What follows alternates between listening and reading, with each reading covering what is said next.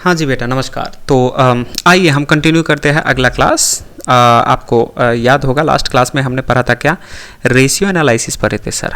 हमने पढ़े थे रेशियो एनालिसिस एंड उसी को हम कंटिन्यू करते हैं बेटा। मैंने बताया था कि ratio analysis one of the easiest chapter है फाउंडेशन लेवल के बिजनेस मैथमेटिक्स में one of the easiest chapter क्या है?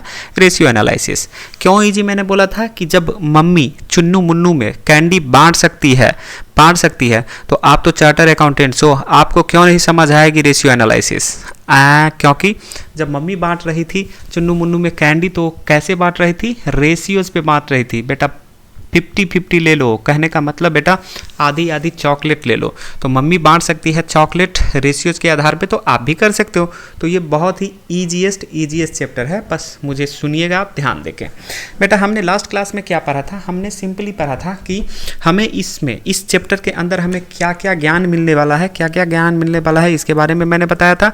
तो मैंने आपको बताया था, देख लीजिए लास्ट क्लासेस आप देख लीजिए। मैंने आपको बताया था कि इसमें आप कंप्यूट एंड कंपेयर पढ़ेंगे। इसके बाद में effect of increase and decrease of the quantities पढ़ेंगे। एंड बेटा क्या पढ़ेंगे? Concept and applications of the inverse ratio पढ़ेंगे।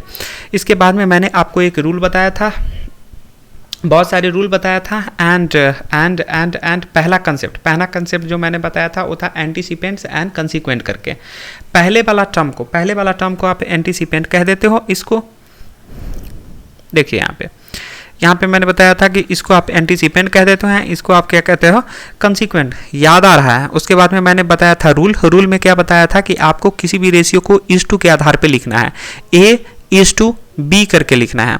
उसके बाद मैंने पढ़ाया था आपको रूल टू में मैंने बोला था कि रेशियो कैन बी मल्टीप्लाइड और divided by the same number which is not 0। तो सेम नंबर से आप या तो मल्टीप्लाई कर दो या फिर डिवाइड कर दो। चलिए उसके बाद में मैंने एक रूल पढ़ाया था आपको,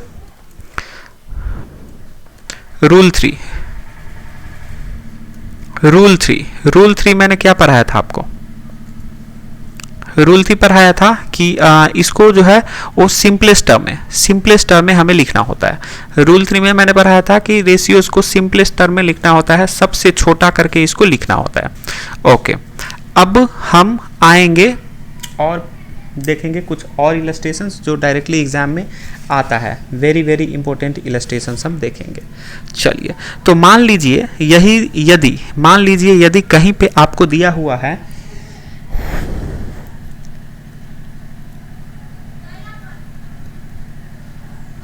हम देख रहे हैं इलस्ट्रेशंस, ठीक है। कहीं पे मान लीजिए आपको दिया हुआ है कि 1/3 is to 1/3।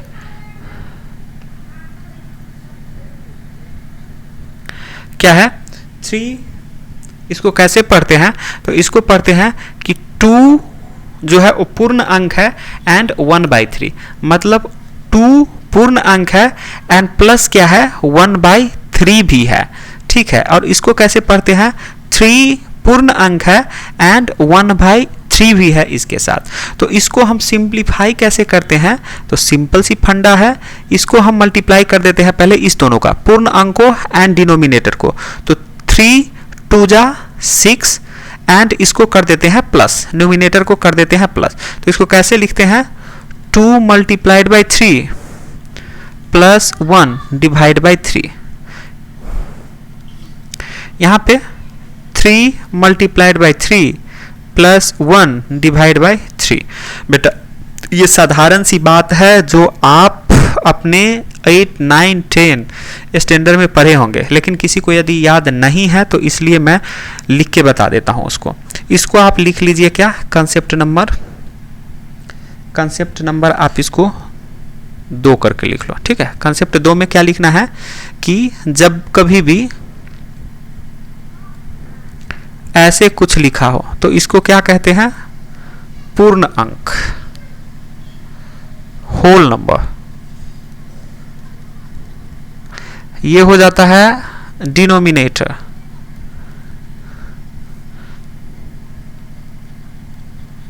और ये होता है न्यूमरेटर,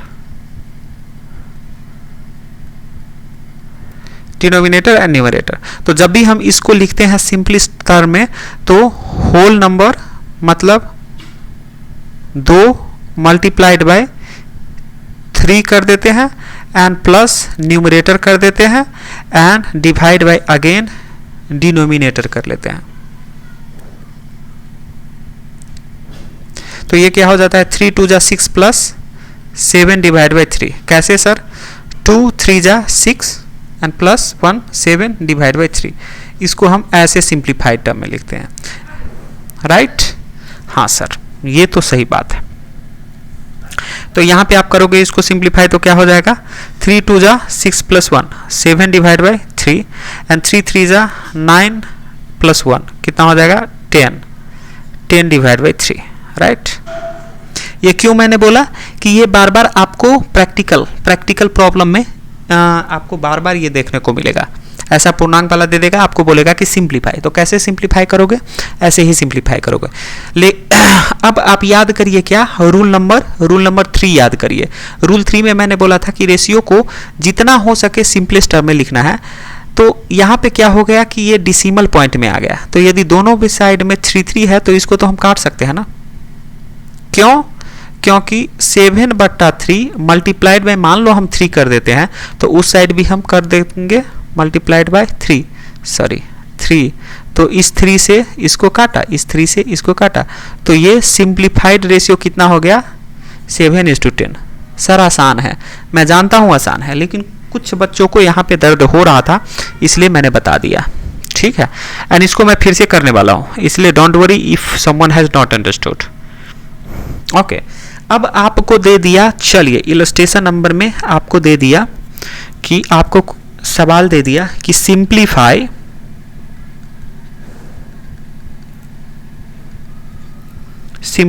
द रेशियो, सवाल है।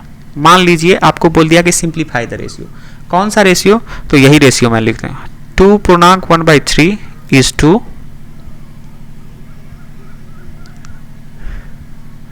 3/1/3। करके बताओ सर, ये तो सेम प्रॉब्लम है। हाँ जी, इसको फिर से एक बार आप कीजिए। ये सिंप्लीफाई रेशियो मान लीजिए सवाल नंबर 1 P1 मैंने आपको दिया प्रैक्टिस करने के लिए, फिर से मैं प्रैक्टिस करने के लिए आपको दूसरा देता हूँ। मान लीजिए 5/1/3 इज टू 7/1/3। इसको हमको करके बताइए। करो, मैं ये नहीं करूँगा, ये आपको ही करना होगा। P3 मान लो मैं देता हूँ आपको 4/2/7 इज टू 7/3/7। इसको करके इसको बताओ सर, आप कर दो ना। चलो मैं P3 कर देता हूँ आपके लिए एंड बाकी का दो आपको प्रैक्टिस करना ही है, कुछ नहीं है। क्या है इसमें?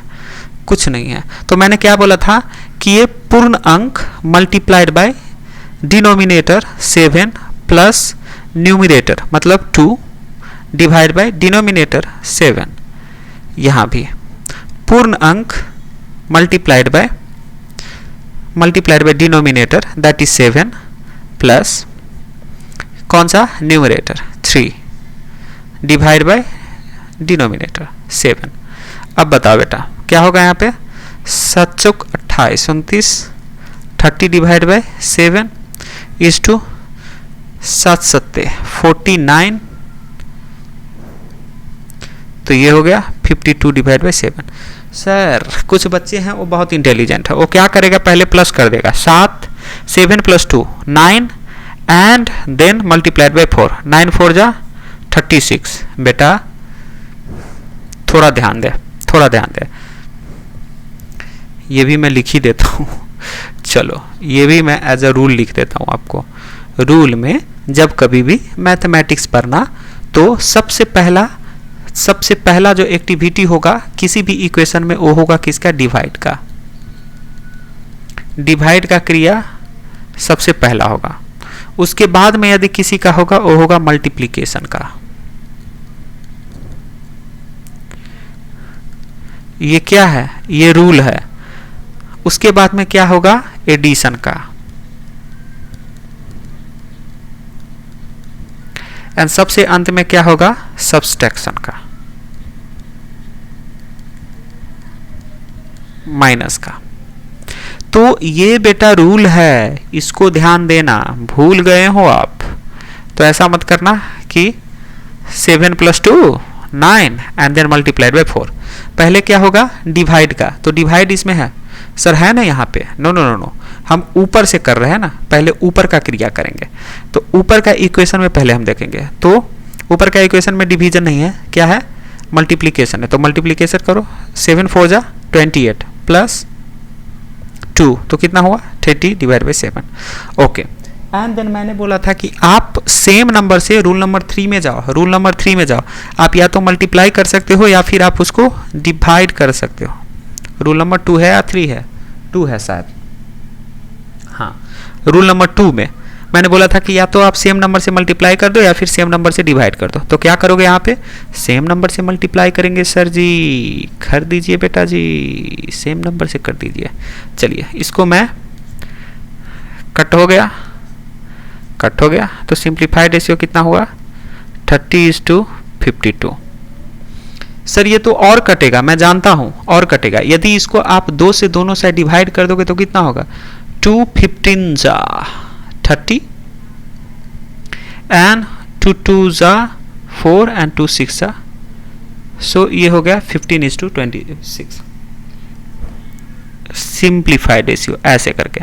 So the maximum you can simplify you should, okay, and anyway in exam you will have 4 options. So see, if after simplifying you are getting any options, then that's all, you can stop over there, right? तो वहाँ पे आपको clue मिल जाता है कि आप गलत कर रहे हो या सही कर रहे हो। So nothing to worry, you just be focus. चलिए इसके बाद में मैं आपको बता रहा हूँ, इसके बाद में मैं आपको एक प्रॉब्लम करके देता हूँ, और वो प्रॉब्लम क्या है, वो प्रॉब्लम आपको पूछता है इलस्ट्रेशंस। मैं आपको एक इलस्ट्रेशन करके दे रहा हूँ, ठीक है। इलस्ट्रेशन में आपको बताना है कि identify the greater ratio, identify the greater ratio. जबरदस्त है, जबरदस्त है ये सवाल, ध्यान से देखना इसको। प्रैक्टिस करना, प्रैक्टिस से ही सब होता है, प्रैक्टिस करोगे सब अच्छा रहेगा, जितना प्रैक्टिस करोगे उतना अच्छा रहेगा। जितना मैं पढ़ाता हूँ उतना ही प्रैक्टिस करो, 2 बार करो, 3 बार करो, 10 बार करो, सब अच्छा हो जाएगा। अब आपको बोला है कि आइडेंटिफाई द ग्रेटर रेशियो, इसमें आपको जाहिर सी बात है आप समझ गए होंगे कि आपको 2 रेशियो देगा, मान लीजिए 2.1/3 एंड 3.1/3, ये दोनों रेशियो एंड 3.6 इज टू 4.8। अब इसमें कह रहा है आपको कि सिंप्लीफाई करके बताओ, सिंप्लीफाई करके बताओ कि कौन सा रेशियो जो है वो बड़ा है। तो आप सिंप्लीफाई करके बताओगे कि कौन सा रेशियो बड़ा है। तो सबसे पहले इसको हम सिंप्लीफाई कर लेते हैं, सिंप्लीफाई करके फिर हम कंपेयर करेंगे कि ये रेशियो बड़ा है कि वो रेशियो। अभी अभी मैंने बताया था कि 2 × 3 + 1 / 3। पिछला स्लाइड देखो, ठीक है, एक बार नहीं 3 बार देखो, पैसा नहीं लग रहा है। सो 3 दूना 6 1 7/3 इस टू 3 3 9 1 10/3। ओके, एंड यदि आप 3 3 से मल्टीप्लाई कर दोगे दोनों साइड में तो कितना हो जाएगा 7:10। फिलहाल आप यहाँ तक रहने दो, यहाँ तक रहने दो, एंड फिर हम करेंगे क्या, इसको भी तब तक हम सिंप्लीफाई कर लेते हैं, इसको सिंप्लीफाई कर लेते हैं। इसमें क्या है 3.6 एंड 4.8। तो मैंने बोला था कि दोनों साइड आप चाहो तो किसी चीज़ से मल्टीप्लाई कर सकते हो, दोनों साइड चाहो तो आप किसी चीज़ से क्या कर सकते हो, डिवाइड कर सकते हो। तो सर यहाँ पे हम क्या करें, यहाँ पे आप डिसिमल में है तो डिसिमल में थोड़ा प्रॉब्लम होता रहता है सॉल्व करने में, इसलिए इसको डिसिमल हटा दो। डिसिमल हटाने के लिए क्या करना पड़ेगा कि मल्टीप्लाई इसको यदि 10 से कर दोगे तो डिसिमल हट जाएगा। क्यों? क्योंकि पॉइंट के बाद देखो 1 अंक है, मतलब इकाई, यदि पॉइंट को हम इकाई मानते हैं तो दहाई, 10 से यदि हम मल्टीप्लाई कर देंगे तो ये डिसिमल बीच में से हट जाएगा। तो 3.6 मल्टीप्लाइड बाई 10 करोगे कितना होगा 36। सर कैल्सी है ना मेरे पास, पिटाई लगेगा आपको। आपको कैल्सी प्रयोग नहीं किया कर सकते हैं, आप कैल्सी प्रयोग नहीं कर सकते हैं, इसलिए आप अभी करके देख लो, बट एग्जामिनेशन में आपको यूज़ नहीं करना होगा, इसलिए बेटर है कि आप ना करें। चलिए, तो अब मैंने कर दिया सर, 36 आ गया 48। अब इसको सिंप्लीफाई, छोटा बनाना है। छोटा बनाने के लिए वही कौन सा रूल 2 मैंने बताया था कि किसी अंक से आप मल्टीप्लाई करो एंड किसी अंक से या फिर आप डिवाइड करो। तो यहाँ पे भी आपने अप्लाई कर दिया है उस रूल को, 10 से मल्टीप्लाई करके आपने डिसिमल हटा दिया।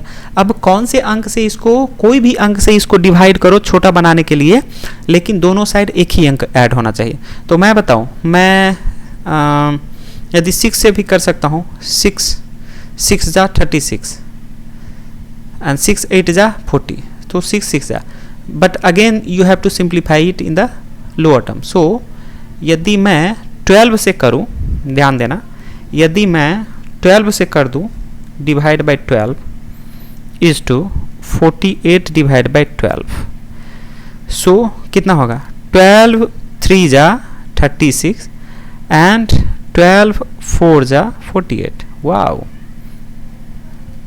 3:4। अब बता बेटा, यहाँ पे 7:10 है, यहाँ पे क्या है, यहाँ पे जो है वो 7:10 है। देख लो यहाँ पे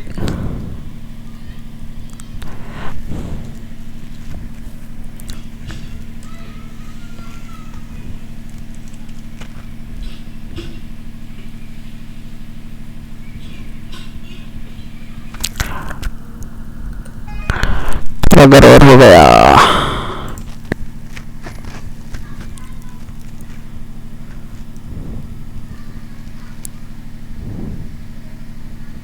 शायद क्लियर हो गया क्या?